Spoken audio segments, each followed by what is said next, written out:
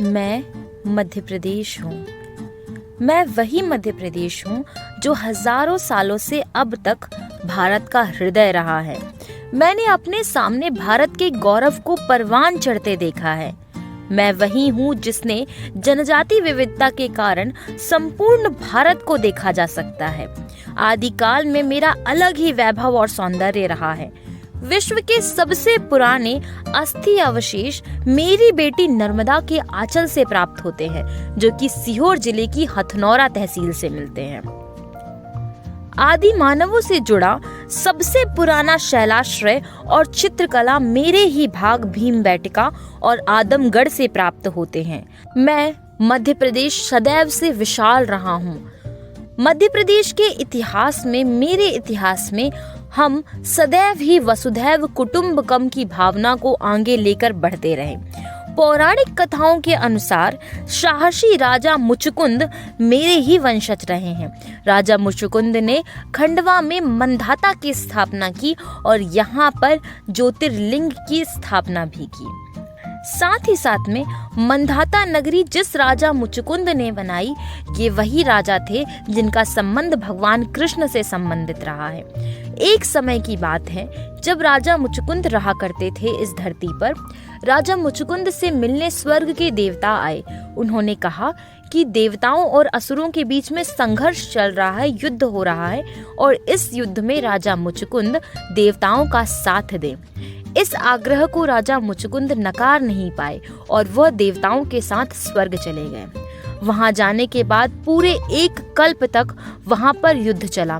स्वर्ग में 1 वर्ष तक युद्ध करने के कारण धरती पे कई कल्प बीत गए और धरती पर कई कल्प बीत जाने के कारण कई कल्प और कई युग बीत गए, जिन युगों के कारण मुचुकुंद का संपूर्ण समाज, संपूर्ण परिवार, संपूर्ण कुल और कुटुंब भी समाप्त हो गया। नए युग आ गए। इस कारण से राजा मुचुकुंद बहुत ही निराश हुए और उन्होंने निश्चय किया कि वो निद्रा पे जाएंगे और उनकी निद्रा के लिए ईश्वर ने उन्हें वरदान दिया कि अगर कोई भी उन्हें निद्रा से उठाने का कष्ट करेगा तो वो वहीं भस्म हो जाएगा।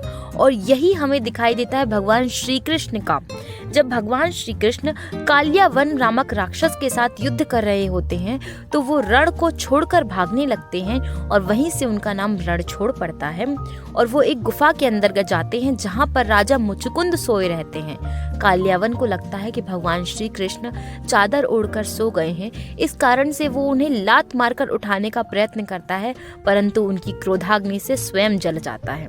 वही राजा मुचुकुंद मेरे ही वंशज रहे हैं। समय का पहिया आगे बढ़ता रहा और माता कुंती ने अपने पुत्र कर्ण को मेरी ही नदी के किनारे बहाया था, जो कि आसन नदी थी। साथ ही साथ में भगवान श्री कृष्ण जैसे महान व्यक्तित्व ने मेरे ही उज्जैन जिले के सांदीपनी आश्रम से ज्ञान की प्राप्ति की। मैं वही मध्य प्रदेश जिसमें अनेक वीर और वीरांगनाओं ने जन्म लिया। मैं वही मध्य प्रदेश जिससे रानी लक्ष्मीबाई, रानी अवंतीबाई, रानी दुर्गावती, रानी अहिल्याबाई होलकर जैसी अनेक रानियों ने जन्म लिया। बात करते हैं रानी लक्ष्मीबाई की, तो रानी लक्ष्मीबाई जिनके पति गंगाधर राव जी थे, जिनका संबंध झांसी से था। रानी लक्ष्मीबाई जो कि ग्वालियर पे शासन किया करती थी।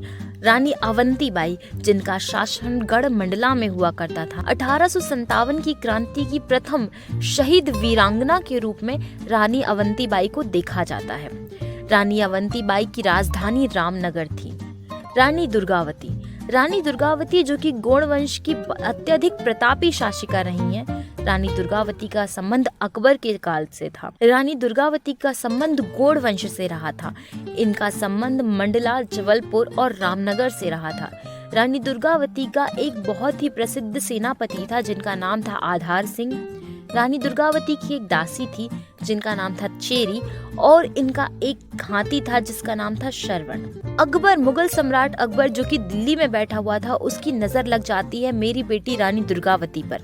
और रानी दुर्गावती पर जब अकबर की नजर लगती है तो वो चाहता था कि रानी दुर्गावती अपना सेनापति और अपना हाथी दोनों ही मुझ तक पहुंचा दें। अकबर ने जैसे ही यह शर्त रखी तो रानी ने अपने सेनापति और अपने हाथी दोनों को देने से इनकार कर दिया और अकबर कहीं ना कहीं रानी दुर्गावती की सुंदरता को देखकर मोहित भी हो चुका था। रानी दुर्गावती समझ चुकी थी कि अपनी लाज बचाने के लिए उन्हें युद्ध करना पड़ेगा और रानी दुर्गावती ने निडर होकर युद्ध किया। इस युद्ध में अकबर की तरफ से अशरफ खान ने रानी दुर्गावती के साथ युद्ध किया और इस युद्ध में, क्योंकि पहले से ही निश्चित था कि अकबर क्योंकि बहुत ही बड़े साम्राज्य का शासक माना जाता था, एक बहुत बड़े क्षेत्र का शासक माना जाता था, वहीं रानी दुर्गावती एक छोटे से क्षेत्र की शासिका थी। इस कारण युद्ध का परिणाम पहले से ही निश्चित था कि रानी दुर्गावती की हार हो ही जाएगी, परंतु ये हार इतनी वीरता से होगी किसी ने सोचा भी नहीं था। रानी दुर्गावती ने इतनी वीरता से अकबर के साथ युद्ध किया और अंत में स्वयं अपनी ही कटार से स्वयं की हत्या कर ली, जिसका प्रमुख कारण ये था कि वह अपने शरीर का एक अंश मात्र भी अकबर के स्पर्श में नहीं आना देना चाहती थी।